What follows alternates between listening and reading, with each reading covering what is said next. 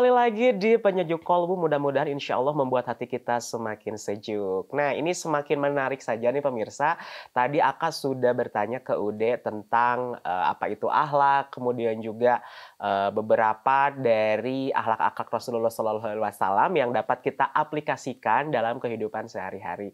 Nah, tadi ada satu cerita nih yang akan dilanjutkan. Bukan cerita ya, kisah nyata berarti Ya, ya. betul. Kisah nyata bagaimana ada seseorang yang datang ke masjid terus tiba-tiba dia membuang kotoran di dalam masjid Ya. nih. Ini menarik nih.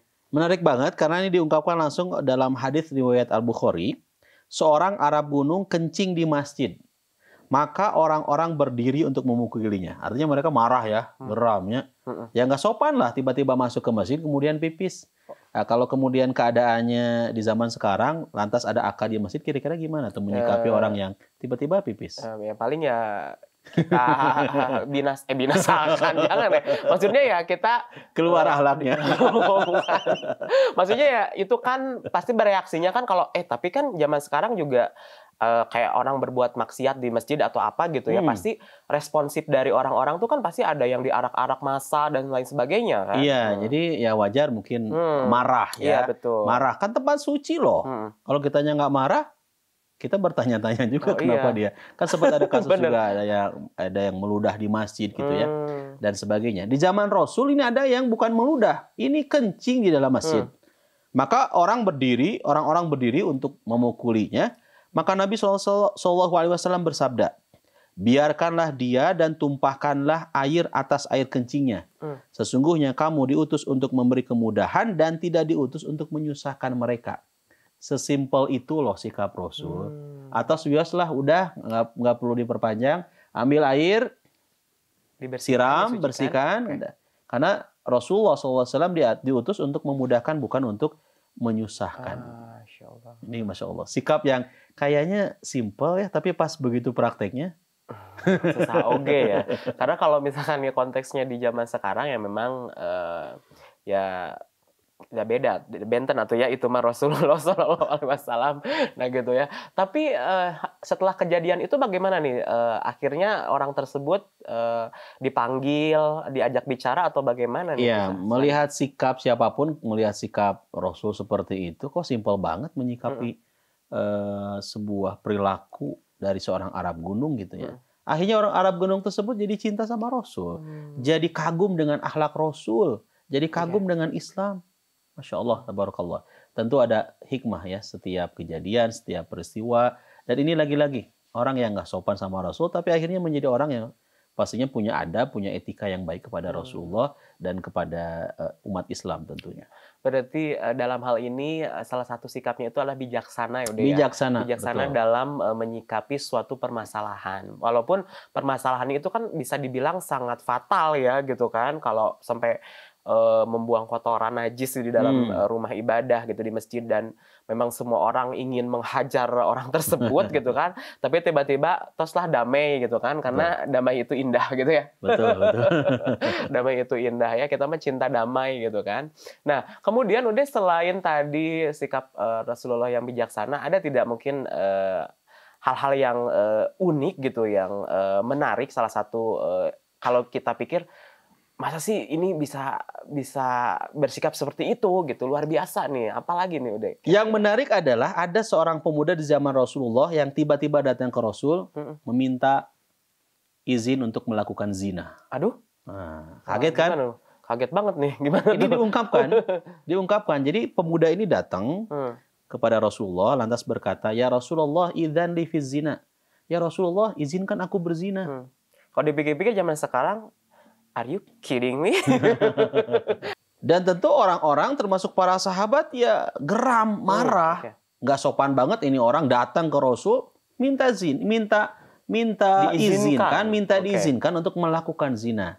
Tapi sikap Rasul gimana? Gimana tuh? Kalem, tenang. Rasul mendatangi pemuda tersebut, lantas Rasul bertanya kepada pemuda itu, apakah kamu punya ibu? Apakah kamu masih memiliki ibu? Punya katanya. Ya, saya punya. Saya punya ibu kandung saya masih hidup. Lantas pertanyaan Rasul, bagaimana sikapmu jika ibu kandungmu dizinahi oleh orang lain? Oh, tentu lantas marah pemuda ini. Saya nggak ridho ya Rasul. Kalau seandainya ada orang lain yang menzinahi ibu saya sendiri. Rasul bertanya yang kedua, apakah kamu punya saudara perempuan? Ya, saya punya saudari perempuan. Lantas Rasul kemudian balik bertanya, bagaimana sih kamu bila saudari perempuanmu dizinahi oleh orang lain? Itu langsung luluh lantah tuh hatinya. Jelas lah, nggak ada satupun di antara kita yang ridho, yang rela ibu kita, saudari perempuan kita dizinahi oleh orang lain. Seketika itu pemuda ini kemudian tersadarkan. Dan Rasulullah SAW mendoakan pemuda itu dengan doa, Allahumma gfir lahu dzanbahu wa tahhir qalbahu wa hassin farjahu. Ya Allah, ampunilah dia, bersihkanlah hatinya dan bentengilah kehormatannya. Masya Allah ya. Jadi apa ya, ini kalau terjadi di zaman sekarang mungkin apa ya, itu udah viral juga ya. Ada orang tiba-tiba datang gitu kan, minta izin untuk berbuat dosa gitu ya. Ini orang gila pasti kalau zaman sekarang gitu ya. Tapi Masya Allah ya, menyikapinya dengan ketenangan, bahkan dengan beberapa kalimat yang akhirnya menyadarkan. Nah itu berarti kalau di zaman sekarang harus ada sosok pemimpin yang memang memiliki sikap seperti itu ya. Betul, setuju. Jadi kita ini kalau bicara mengenai akhlak Rasul, Kak, jujur ya, saya pribadi itu jadi makin kangen sama Rasulullah. Masya Allah. Jadi makin rindu sama Rasulullah, pengen segera ketemu sama Rasulullah gitu ya. Mudah-mudahan kita semua termasuk Anda yang menyaksikan Allah pertemukan kita di akhirat nanti, ketemu sama para nabi, para siddiqin, para syuhada, para solihin.